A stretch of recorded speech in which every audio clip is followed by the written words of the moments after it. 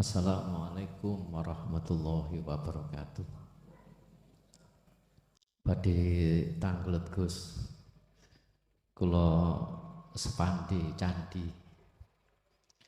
Badhe tanglet jenengan niku wau nerangaken masalah nabi dan rasul. Rasul yang jelas adalah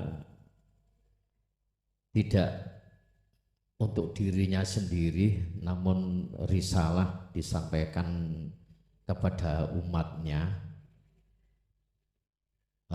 Terus masalah nabi jenengan terangaken tadi bahwa ibadah atau untuk dirinya sendiri.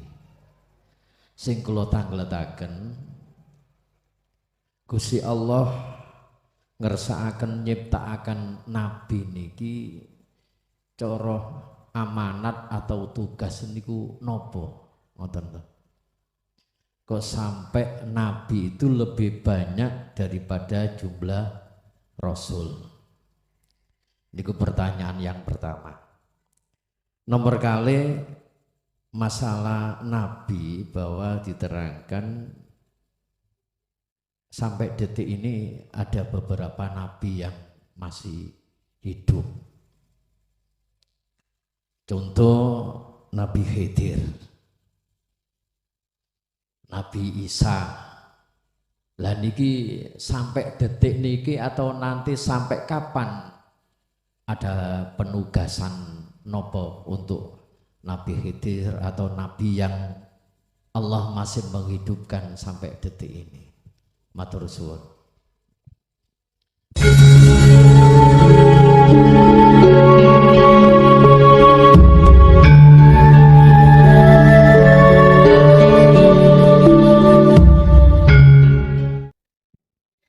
Assalamualaikum warahmatullahi wabarakatuh.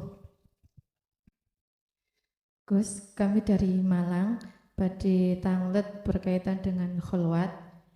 Di awal-awal kholwat setelah baiat niku saya mendapati kondisi seperti ini.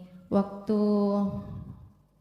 setelah sahur untuk menunggu waktu subuh itu saya sempatkan untuk kholwat. Di tengah-tengah kholwat niku saya seperti berada di bawah bangunan. Di situ ada cakak yang kokoh kados dugi cor-coran seperti itu. Kerajaan. Tiang. Oh, tiang. Cakak, nggih, cakak dugi cor-coran ngoten. Nah, di bawah bangunan itu ada seperti suara perempuan itu mengatakan kepada saya, Surat Al-Isra ayat 66, Surat Al-Isra ayat 66 gitu.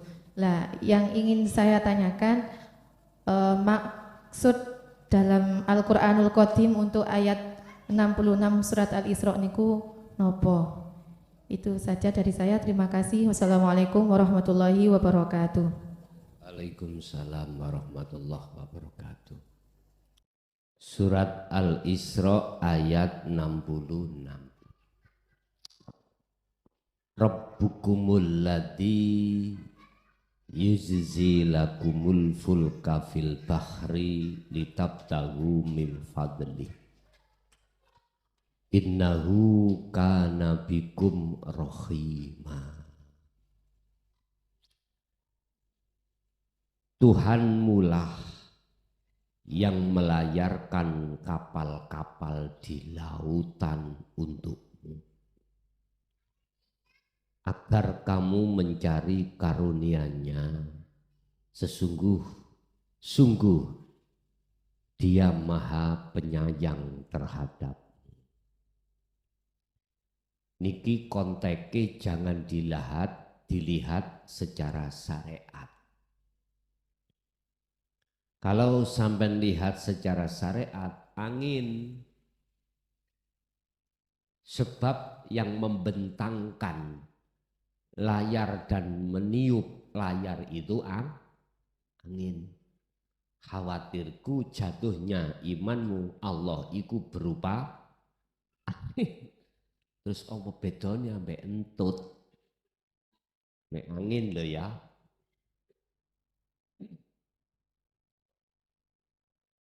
jenengan harus melihat dari sisi hakikatnya. Idza sa'alaka ibadi anni fa inni qaribun. Muhammad, jikalau ada hambaku yang bertanya tentang diriku Allah, katakan fa inni qaribun, sesungguhnya saya itu dekat. Bahasa dekat niki relatif. Bahasa dekat itu relatif sesuai dengan makom kita masing-masing. Wa qala aidan, wujude Allah iku al-awwal wal akhiru wal zahiru wal batin. Maksud hakikat ini biar jenengan ini mengerti substansi dari ayat ini. Inti maksud yang sebenarnya dari ayat ini 66 ini Al-Isra adalah supaya jenengan iki betul-betul kemusyahadah. Sehingga apa yang ada di dalam dan di luar, di kanan, di kiri, di atas, di bawah angin, itu ada wujudnya Allah. Kan sudah dikatakan, Tuhanmulah yang melayarkan kapal-kapal di lautan untukmu. Berarti sing nglakokno kapal lewat layar yang disentuh oleh angin adalah Allah, bukan Allah. Isim nama bukan Allah, sifat bukan Allah, zat. Maksud daripada Tuhanmulah itu di situ. Lah, untuk bisa sampai ke musyahadah tersebut maka dibutuhkanlah yang namanya pengajaran ilmu. Nah, inilah yang disebut sebagai ilmu akhirat. Dengan begitu maka gerakan apa yang ada pada diri jenengan, Anda harus yakin seyakin-yakinnya dalam kurung kemutlakan. Keyakinan Anda harus jatuhnya pada Allah ini. Tidak boleh pada makhluk. Kan sudah dikatakan sesungguhnya saya itu dekat. Saya itu dekat. Sehingga persoalan apapun yang ada pada diri jenengan termasuk kholwat. Itu yang memperjalankan, itu bukan Anda yang bisa berjalan sendiri, bisa berkholwat sendiri. Semua datang dan sumbernya hanya dari Allah Tuhanmu itu. Bapak Ibu, makom kita manakala di syariat boten saged tembus terhadap kebenaran yang mutlak, mboten saged. Mboten saged, tidak bisa. Karena sesuatu yang menjadi faktor ruhaniyahmu masuk di dalam musyahadah yang kami sebut sebagai ilmu, itu Anda tolak. Berarti nggak bisa.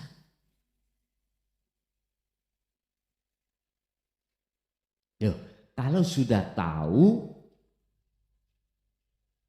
yang berperan di dalam zikirmu, yang berperan di dalam kesadaran dirimu, yang berperan di dalam hormatmu, itu adalah sesuatu yang tidak bisa kau sebut, maka inilah yang ku katakan, yang sering ku katakan ketika kau berzikir, ketika kau berkholwat supaya lekas hanya satu jangka ke maqam musyahadah adalah lepaskanlah, lekas keakuan dirimu sebagai makhluk yang berkholwat. Lalu wis. Jadi ya iki sing kula maksud sak kedepe netra ya ini. Sak kedepe mata ya ini. Bapak Ibu hadirin jamaah rahimakumullah, itu pengajaran. Itu ayat memang. Untuk supaya kita enggak ngaku-ngaku waktu kholwat kita yang kholwat. Begitu. Oke? Ada lagi?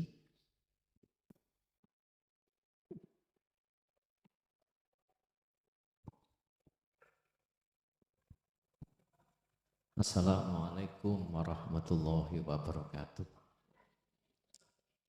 Badhe tanglet Gus, kula sepandi candi.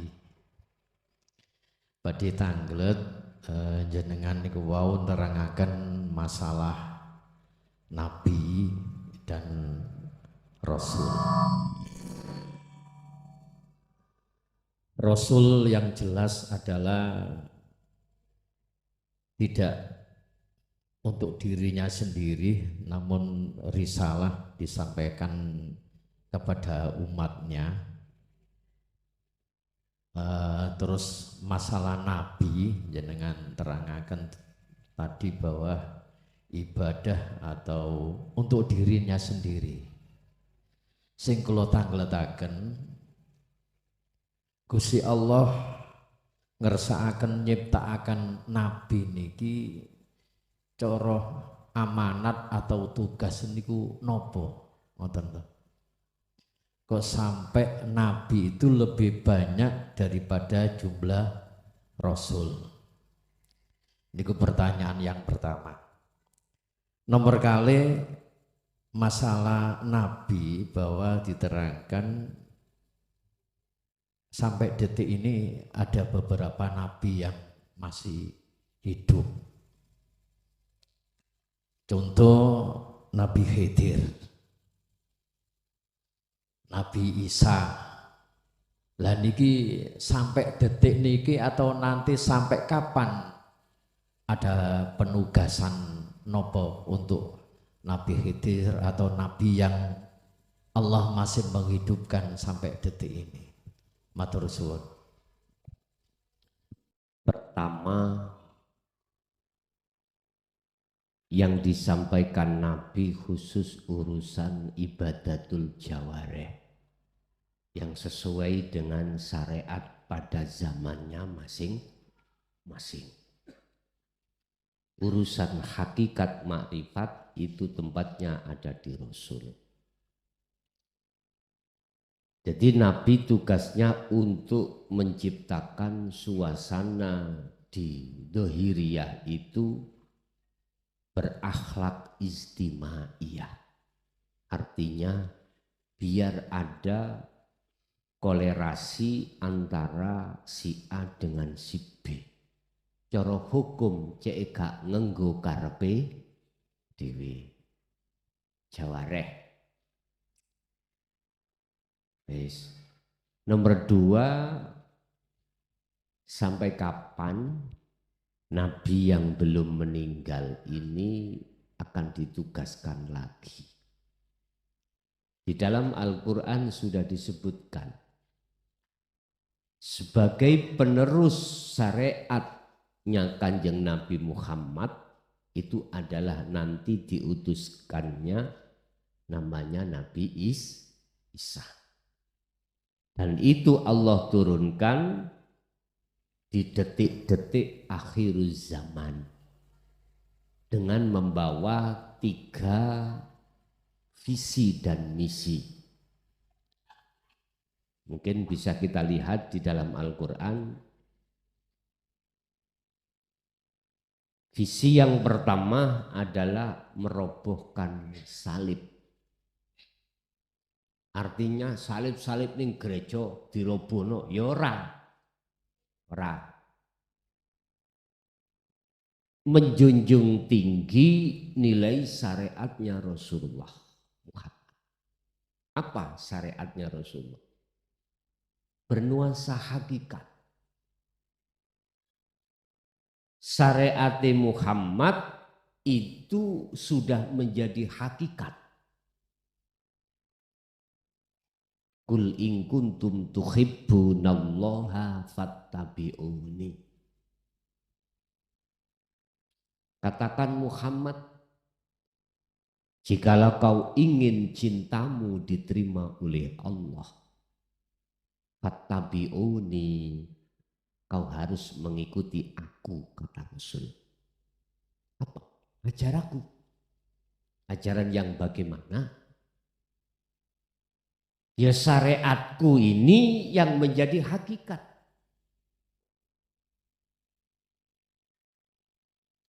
Syariat yang bernuansa hakikat. Kebanyakan umat manusia kan berhenti di syariat. Lah torikoi mana kok diloncati? Lah ngono ta. Aktivitas dohirmu iku wis toriko. Toriko iku jalan, salat toriko jalan, mangan toriko jalan. Ibadah sing mahdhuf atau ghairu mahdhuf iku torikoh. Nama itu semua torikoh. Lah syariatnya adalah ilmu. Terus hakikatnya, tujuannya bagaimana Anda? Sudahkah mengikuti syariat Rasulullah? Contoh, jenengan ilmu syariat sholat. Torikoi nama sholat. Hatimu ngadep siapa? Ini wajah tu wajiyah ataukah menghadap kepada Masya Allah? Saya pastikan siapapun kita bila mana tidak berhakikat, Anda sebetulnya tidak mengikuti syariat Rasul. Cuman Anda ngaku-ngaku syariat. Lihat sallu kama ra'aitumuni usolli. Bagaimana? Pantaskah kita mengatakan mengikuti syariat Rasulullah? Contoh kecil aja sholat, lawang kita hati kita menghadap selain Allah, pantas? Kalau Anda mengatakan pantas, berarti Anda nggak punya akhlak ilahiyah. Rasulullah nggak pernah mengajarkan model seperti itu, nggak pernah. Kau terima, tidak kau terima, itu bukan urusan saya. Bukan urusan saya. Fafiru ilallah, ini laku minhu nadhirum mubin. Saya hanya menjabarkan bagaimana syariat Rasulullah. Ini laku minhu nadhir. Aku hanya sekedar memperingatkan saja. Gak ada hak bagi saya untuk memaksa Anda untuk mengikuti dan beriman seperti apa yang kusampaikan. Jadi Nabi Isa itu akan meneruskan syariatnya Rasulullah. Syariat yang bernuansa hakikat. Bukan hanya gembor-gembor urusan hukum syariat saja.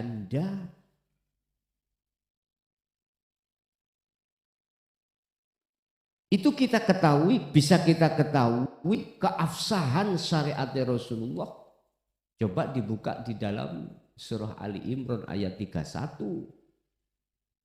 Itu menyangkut masalah cinta kasih. Jikalau cintamu ingin diterima oleh Allah dan dijadikan Allah sebagai kekasihnya, ikuti saya, kata Rasulullah. Jikalau kau betul-betul di situ ada syarat yang disembunyikan. Artinya jikalau kau betul-betul mengikuti syariatku, kata Rasul, yuhibbukumullah. Allah akan menerimamu, menerima cintamu, sebab kau telah melepaskan cintamu selain Allah, baru Allah terima. Nah, untuk pelepasan cinta kita pada selain Allah, jalannya hanya di jalur hakikat makrifat. Enggak bisa kita jalur syariat saja, enggak bisa. Sebab jalur syariat itu jenengan kali kula paling mentok lho ya. Paling mentok. Jenengan iki secara fisik kalau ngomong masalah patuh secara fisik. Rasulullah menginfakkan, suka berinfak, jenengan berinfak. Cuman secara ruhaniyah Anda masih merasa dirimu yang merasa memiliki. Tidak ada kesadaran di dalam hati kita kalau semua ini yang berperan adalah Allah. Itu pasti, Pak. Yes. Jadi Nabi Isa adalah merobohkan salib, artinya orang-orang yang asalnya itu sobo gereja, sekarang sobo mas. Itu konteks secara syariat. Ning hakikatnya orang-orang yang asalnya itu asal-asalan di masjid ini, masjid bangunan ini loh, ruhaniyahnya itu betul-betul di masjid batiniyah. Paham maksud saya? Jadi masjid itu apa? Baitullah tak? Rumah Allah. Mana hatimu? Bukanya itu kan lewat jalur hakikat makrifat. Kalau tidak jalur itu enggak bisa kita menemukan Baitullah yang sebenarnya itu. Yang ketiga, termasuk membebaskan pajak. Pandangan jenengan mungkin pajak bangunan PBB niku. Enggak ngoten nggih? Pandangan umum itu seperti itu. Apa sih pajak itu? Pajak itu adalah ganti rugi, kewajiban. Nah, ini dibebaskan. Artinya apa? Anda ini, kita ini ketika belum di hakikat, kita majek Allah.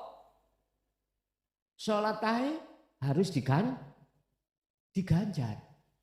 Apa enggak sama majek Gusti Allah? Ketemu piro. Allah menciptakan dirimu, kau melakukan amar ma'ruf, sholat, terus sholatmu itu majek Allah. Kasih ganjaran ya Allah, kasih surga. Pantaskah? Kuwi lho sholati ya gur kuwi. Gusti Allah walaupun gak kok sembah lho gak patheken. Gak patheken.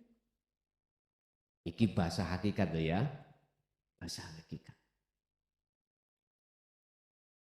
Segala hal apa yang kau lakukan, berhubung hatimu itu enggak mengakui milikmu, perilaku itu mana ada pajak? Mana ada pajak? Anda akhirnya tidak memajak Allah. Ini dulu jenengan yang disebut apa kata Allah. Status kita kalau sudah semakin masuk, semakin dekat pada Allah kan semakin fana, semakin tiada. Ya, istilah bahasa Anda semakin bodoh, Anda semakin menjadi orang yang tidak bisa apa-apa alias patung. Bisa apa kita? Intinya Nabi Isa diturunkan itu adalah mengarahkan diri kita rohaniah untuk masuk di dalam dinul haq. Intinya seperti itu. Ada lagi dalam rangka Nabi Isa membunuh Dajjal. Itu bonus-bonus. Artinya apa sih? Keakuan dirimu itu loh Dajjal. Keakuan dirimu, keakuan diri kita makhluk. Merasa kita yang bisa, merasa kita yang memiliki, merasa kita yang macam-macam. Ini berarti Dajjal. Itu bisa kau bunuh dengan ajaran Nabi Isa. Apa? Bertajalilah kau. Disitulah maksud membunuh Dajjal. Ternyata Dajjal ket biyen wis keluyuran, Pak ya. Dajjal ket biyen wis ana awake dhewe. Ngene Dajjal. Sapa sing mlebu nang surgaku? Ya ta? Akan menjadi masuk ke nerakanya Allah. Siapa yang masuk nerakaku, kata Dajjal, maka akan masuk surganya Allah. Memang berat Pak, melepaskan keakuan diri itu berat. Karena menurut sifat basariyah kita sebagai manusia, faktanya kita. Faktanya kita. Mengapa kita mengatakan faktanya kita? Karena kita masih merasa kita hidup. Karena kita masih merasa bisa. Kita belum menjadi leneng nih loh, apa tiang nih loh. Coba kalau sudah jadi tiang Anda. Dikasih hujan, ya gak bengor-bengor. Dikasih terik matahari, ya gak bengor-bengor. Ini. Mengapa Nabi Isa kok digandengkan Nabi Khidir? Mengapa digandengkan Nabi Khidir? Banyak cerita yang menceritakan tentang masalah Khidir. Sebetulnya itu adalah kehadiran warid di dalam diri Anda. Yang warid itu minallah. Dengan warid itu akan membimbingmu untuk mendekat dan bertemu Allah. Nek cara wong Jawa itulah guru sejati. Ya udah. Diakadkan ya gak ana sapa-sapa kecuali ya Gusti wis leren wis nek ngeten. Meneng wis gak ana pitakon. Aman nih, harus aman Anda. Kalau sudah di situ aman udah. Nggih. Nggih, ada lagi? Monggo.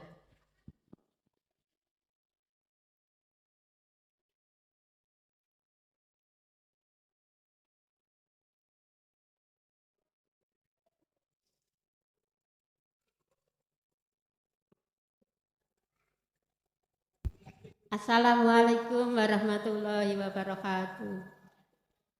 Terus saya mau tanya, pada waktu kholwat itu kan diadakan penyuletan mercon. Lah saya berusaha diadakan penyuletan mercon itu loh.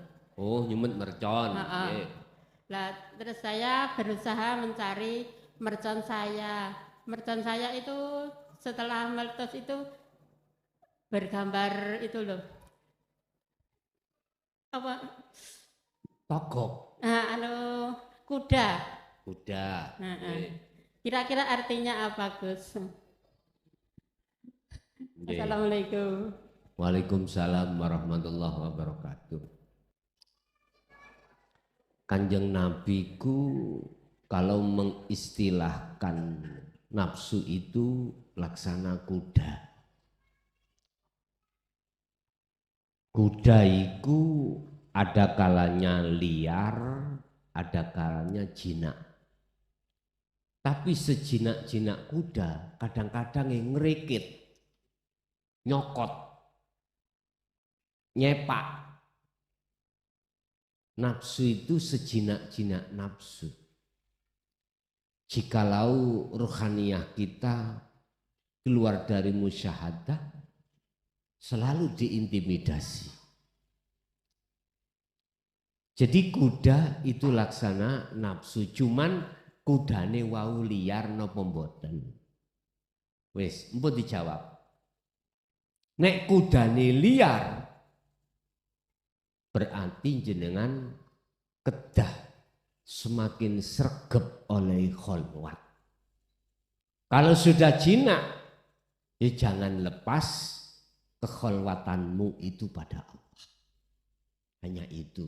Berarti kuda itu adalah nafsu.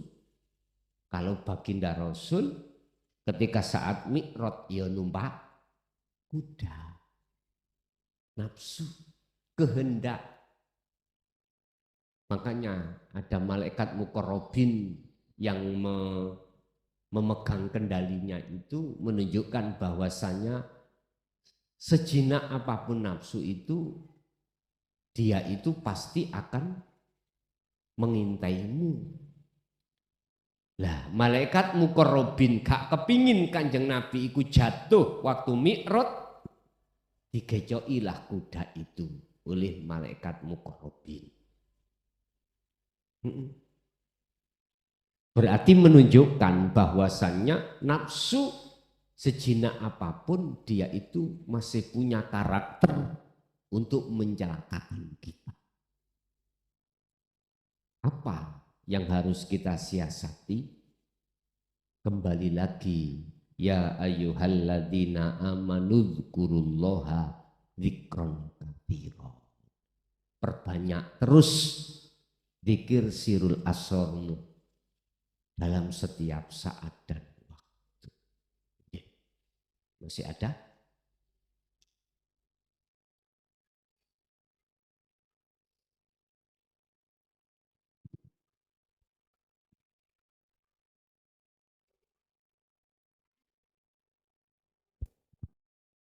Assalamualaikum warahmatullahi wabarakatuh. Gus badhe tanglet Gus. Tadi Gus sampaikan terkait dengan sifat Rasulullah yang terkait dengan masalah utang piutang Gus. Nah, Masalah utang piutang utang dengan piutang saudara kita ya. Jadi utang piutang. utang, masalah utang, saudara kita yang berutang. Ya, itu kita tahu bahwa saudara kita yang akan hutang itu bisa jadi nanti pasti akan janji lagi Gus ya. Itu bisa terjadi 1, 2, 3 kali dan seterusnya. Nah, bagaimana kita mensikapi sifat Rasulullah bahwa kita harus sabar dan pemaaf gitu Gus ya. Nah, kalau kita mendudukkan diri kita sudah di tingkat fana, artinya bahwa semua yang terjadi itu adalah kehendak Allah. Termasuk saudara kita yang akan meminjam itu adalah utusan dari Allah kan gitu. Nah, bagaimana sikap kita untuk menghadapi saudara kita itu? Karena secara syariat hutang akan dibawa mati Gus. Nah, itu bagaimana kita mensikapi kondisi yang demikian supaya kita sama-sama selamat dunia dan akhirat Gus. Baik, terima kasih. Wassalamualaikum warahmatullahi wabarakatuh. Waalaikumsalam warahmatullahi wabarakatuh. Sing ngutang lan sing diutangi fanakno kabeh. Sing hutang harus duduk musyahadah. Sing ngutangi ya duduk di musyahadah. Kalau pertanyaannya pingin podo slameti, lah ngoten to? Terus itu apa? Nanti akan jadi hutang. Sita. Walillahil masyrik, walillahilan iku tetap kedue Allah, milik Allah. Apa al masyriku utawi perkara-perkara apa wae sing ana etan timur wal maghrib. Lah nek iku wae Gusti Allah kabeh. Mosok sih disebut mosok Gusti Allah utang. Niki tasik bingung Pak. Karena kita masih melihat sifat basariyah.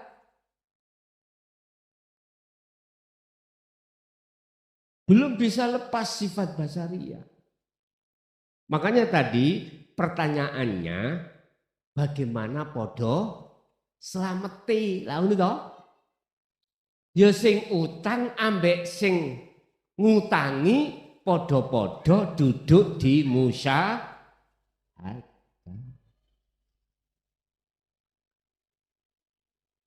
Isi bingung? Mosok sih Gusti Allah utang.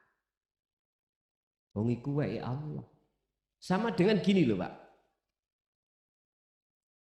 Kita punya barang. Taruh aja barang itu hasil dari keringat kita kerja. Oke. Terus ada pencuri mengambil. Berhubung kita merasa memiliki, akhirnya disebut barangku dicuri maling. Terus kalau kita kembalikan semua milik Allah bagaimana? Mohon maaf Pak. Kita siapapun tidak bisa menghadapi kondisi itu sepanjang sifat basariyah kita masih ada. Nah, untuk melepaskan sifat basariyah ini loh gak mudah. Dewangi gendeng. Apa? Dewangi, bahasa Indonesia ini dewangi. Hah? Dibantu. Dewangi rekoso. Ini apa ya? Hah? Aku SD gak apa-apa. Jenengan sing SMP ini loh. Kita tempuh terlebih dahulu di riyadhati wal adhkar. Soro dulu. Pelepasan sifat basariyah itu gak mudah. Walaupun itu hukumnya wajib bagi si salik untuk melepaskan sifat kamanungsaan kita sebagai manusia. Makanya biar sinkron dengan pertanyaannya, bagaimana biar podo selameti, sama-sama selamatnya, biar enggak jadi tanggungan. Yo sing ngutangi dengan yang hutang sama-sama duduk di musyahadah. Akhirnya nanti jenengan pulang wis enak. Yang penting lungguh musyahadah aku tak utang. Ya aku tanya, betulkah waktu itu jenengan itu duduk di situ? Jangan-jangan ini hanya di lisan atau di ilmu saja. Jadi biar sinkron jawaban saya dengan atas pertanyaannya, ya harus sama-sama duduk di musyahadah. Masih ada? Cukup? Al-Fatihah.